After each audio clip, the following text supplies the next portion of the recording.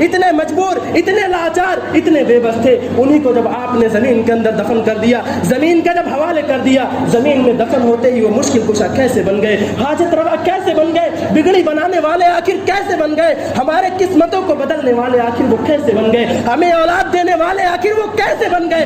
फिर जब आप इस रास्ते पर चलेंगे, आपको मुश्किलात का सामना करना पड़ेगा। आपको शायद आपके घर के अंदर सताया जाएगा, शायद आपको आपके मोहल्ले के अंदर सताया जाएगा, शायद आपको आपके कॉलोनी के अंदर सताया जाएगा।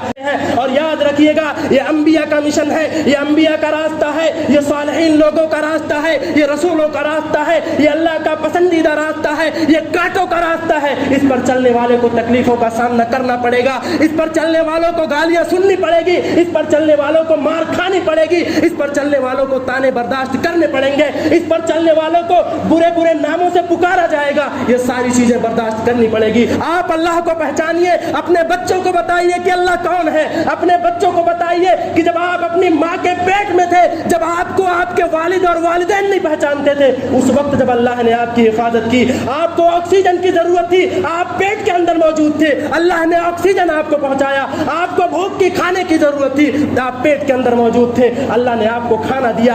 आपको बीमारी से बचने की जरूरत थी, आप पेट के अंदर थे, अल्लाह ने माँ की पेट के अंदर आपको हिफाजत की। जब उसी रब ने आपको दुनिया के अंदर पैदा किया, जो रब आपको आपके माँ के पेट में हिफाजत कर सकता है, वो रब दुनिया के अंदर आपकी हिफाजत नहीं करेगा, वो दुनिया के अंदर आपकी हाजतों को पूरी नहीं करेगा, वो दुनिया के अंदर आपको नहीं पहचानेगा।